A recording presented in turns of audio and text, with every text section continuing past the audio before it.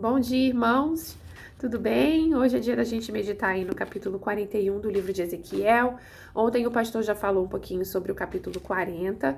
Desde o capítulo 40, a gente está estudando aí a visão do templo. O profeta Ezequiel, ele foi levado, né? A gente vê isso descrito lá no capítulo 40, ele foi levado para o templo lá em Jerusalém. Na verdade, a ter uma visão do templo, porque inicialmente ele tem essa visão de fora do templo.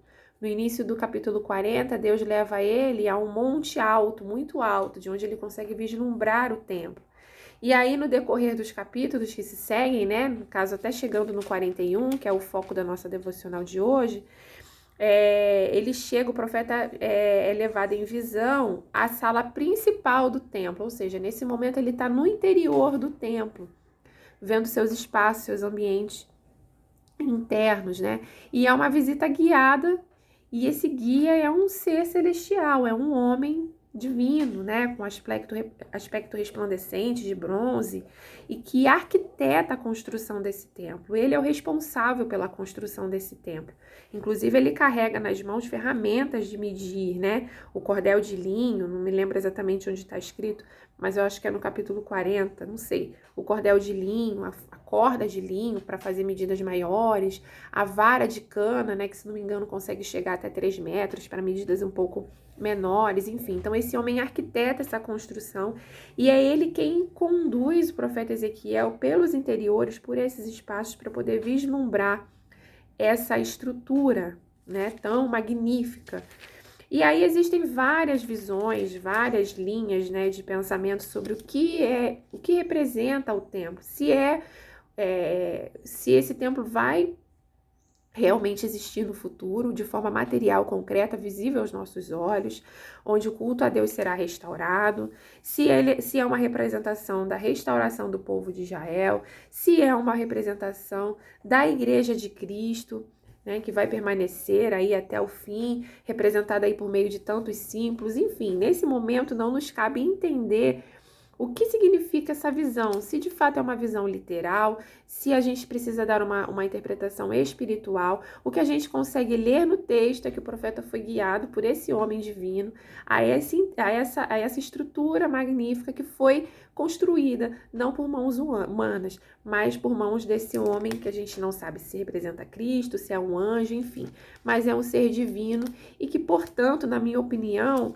transfere para esse templo um caráter permanente, porque ele não foi construído por um homem, mas sim arquitetado por um ser divino.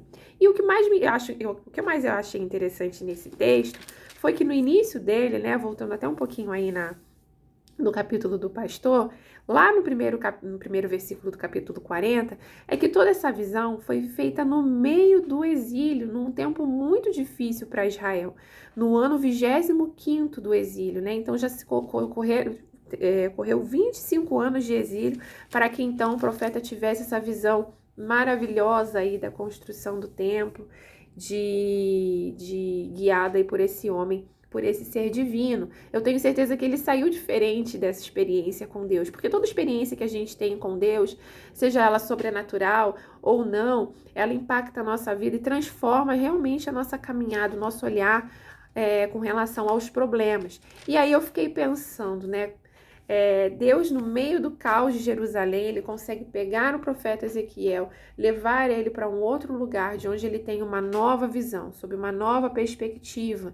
E a gente pode buscar isso em Deus também, porque às vezes a gente se mergulha tanto nos problemas, no sofrimento, na angústia, que às vezes nem está relacionada à nossa vida, mas está relacionada à vida de outro, ou alguma condição do mundo. A gente se prende tanto aos problemas, a tudo que tem acontecido de ruim, que a gente se esquece de buscar a Deus, e em Deus a gente consegue ter aquele respiro fundo e essa visão de fora dessa circunstância de caos, né? E essa visão, além dos problemas, é que pode nos gerar novos sonhos, é que pode nos encher de esperança, é que pode nos trazer novos objetivos de vida, apesar dos problemas, apesar das dificuldades, apesar dos sofrimentos. A gente pode, em Deus, ter uma visão além dessas circunstâncias. Então, que hoje, como igreja, né, assim como Ezequiel também teve essa experiência de ter uma visão fora do cativeiro, né, de algo tão maravilhoso, que a gente possa buscar em Deus também uma visão nova, uma nova mentalidade, né, que Deus possa também nos transportar, porque a gente colocou isso como desejo diante dele também, a uma nova situação de vida, apesar dos problemas, para que ele nos restaure, nos preencha de esperança, nos dê um novo ânimo, nos fortaleça, para que a gente possa continuar a nossa caminhada, porque todos nós temos um propósito, estamos rumando ao cumprimento dos propósitos de Deus sobre essa terra, nesse mundo. Ele tem já a visão completa, né? Ele já vê o desfecho de tudo. Nós ainda estamos aqui com uma visão muito limitada acerca do cumprimento do propósito de Deus, do que é de fato, de onde isso vai chegar, de onde a gente vai, do que a gente vai alcançar. Só sei que a gente precisa trabalhar, precisa continuar, seguir em frente, seguindo na presença de Deus e a direção que Ele nos dá. Porque a gente vai, assim, viver realmente um novo tempo em Deus, a gente vai entender o quanto que nós somos importantes, instrumentos nas mãos de Deus. Então, que Deus nos leve para esse novo lugar, para esse novo olhar, que vai transformar a nossa vida, a nossa caminhada, e vai nos dar um novo ânimo, apesar das dificuldades, para continuarmos trabalhando para o Senhor, para o seu reino, até que Ele venha. Amém, irmãos? Tenham todos um ótimo sábado, em nome de Jesus. Fiquem com Deus.